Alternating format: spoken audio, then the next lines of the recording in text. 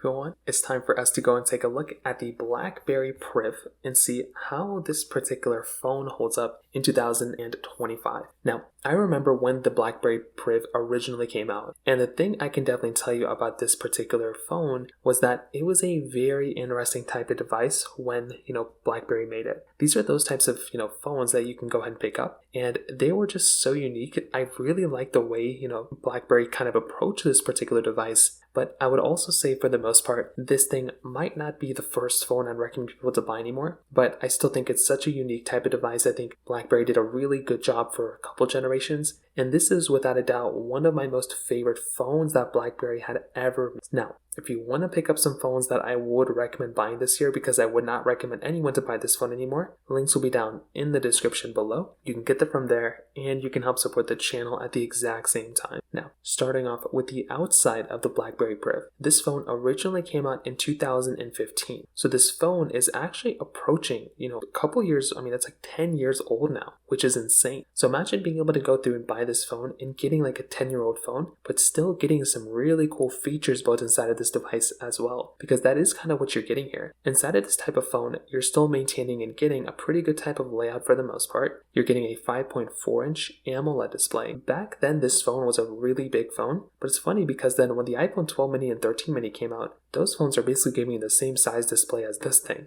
So it is actually kind of crazy. Now, the display itself is fairly outdated. It is 1440p, which is nice, but it's an outdated type of panel. It's just giving you like 60 hertz, nothing crazy like that. However, the really interesting thing here for the most part is that with something like the Blackberry Priv, one of the coolest advantages of this type of device was that slide out keyboard. So you were able to go through and get that slide out keyboard inside of this type of device, which I genuinely thought was something that was like out of this world. It doesn't even seem like that's something that you can end up doing here. And the fact that you have that type of capability here is something that is really, really nice to have. So in my personal opinion from that side, I feel like that right there was a really cool thing. And if you're going to go through and pick up a device, that in and of itself is such a nice thing to basically have there. So personally for me, I think that right there is something that's so cool, and it definitely makes me very happy when I go through and get a device like this, because it is such a cool thing to basically be able to experience. Now, this phone is giving you a micro USB port on the bottom, so nothing crazy there. It's also still going through and maintaining and still giving you like a good type of layout in most other ways too. There's not really too many crazy things going on here, but I will tell you for the most part, if you're going to go through and pick up some sort of a device, you're probably still getting, it still feels like a pretty decent phone. It's primarily built out of plastic. You have a plastic frame on this thing too. So there's not really anything else like super insane here that we haven't already seen before, but I do feel like the overall build, the overall layout of this phone is very, very unique. And that right there, it is,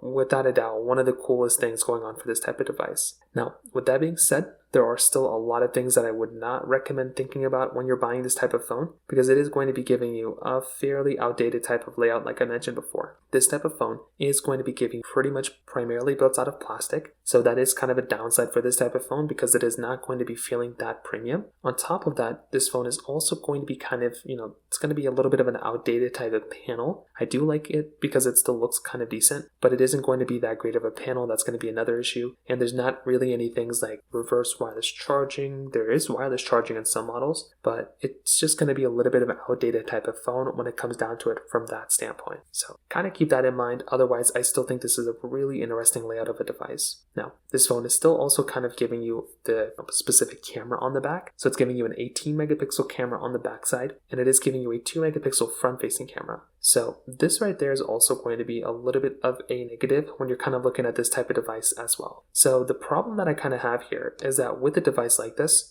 type of panel, this type of layout, and this type of camera, it is a fairly outdated camera. You're getting 4K at 30 on the back, and then you're getting 720p on the front. I will tell you with this type of lens, you are going to be getting, a pretty standard type of, lens here for the most part for a 2015 phone. But this thing was not like the best camera of back then either. Like this phone definitely is showing its age, and that is just what's going to end up happening when you're going through and getting these types of devices, right? Like these types of phones, they're just not that great of a performing device anymore. So that is kind of the problem that you're going to be running into here. And I will tell you, if you're going to go through and pick up a device, there are substantially better types of devices you can go and get your hands on rather than this one when it comes down to that standpoint as well. So I would hate for you to go through and buy a device like this if it's already going to be running into some sort of problems. And this type of camera is definitely going to be showing its age. It's going to be a severely outdated type of lens. And like I said, I think there are substantially better types of devices you can probably pick up rather than this one when it comes down to it. So from that side too, that kind of covers it up there as well. Now on top of that, another important thing to keep in mind too is the software longevity. And this is kind of one of the main problems you're going to run into here with this type of device. These types of devices are basically already done getting software support. So not only are they done getting software support, they've been done getting software support for years now. So for multiple generations of software, these things have been done. And that is kind of the problem that you're kind of running into again. It's like, yes, the hardware of this phone is really cool. It's very unique, but you're running into this problem where it's just going to be giving you a very lackluster type of experience from that standpoint. So it's almost like, why even buy this type of phone when you can go through and get a way better device for probably a little bit more money and still be giving you software support? Because these things are more like collector's items now than anything else. So I feel like that right there is another very important thing. The battery life back then was okay, but nowadays, again, it's just not really the batteries on these things have degraded so much. So that's going to be another type of issue that you're going to be running into here from that particular standpoint as well. So that right there's another really important thing to keep in mind there. That's a very, very realistic thing that might run into here, because there's going to be so many issues that you're going to run into with this type of device. The performance of this phone, you were actually getting a Qualcomm Snapdragon 808 chipset inside of it with essentially, 3 gigabytes of RAM. So from that side too, the RAM inside of this type of device, the capability and the performance was good, it was okay. But again, if you're going to go through and pick up a device, this thing is definitely going to be showing its age from that standpoint as well. And once again, that's just kind of what ends up happening here when you're going to go through and get one of these types of devices. So, albeit it's not the biggest deal in the world, but it could be another one of those minor types of annoyances that you might experience there from that side. So, I will tell you from that particular situation too, it's not like a terrible performing device, but if you back then in 2015, but nowadays in 2025, like I mentioned, you are definitely going to be feeling like this thing is showing its age. It's going to be a slower, outdated type of phone, and there are significantly way better types of devices to go and pick up rather than this one. So to kind of sum it up, what I definitely will tell you is that these types of devices, I would say, are still interesting.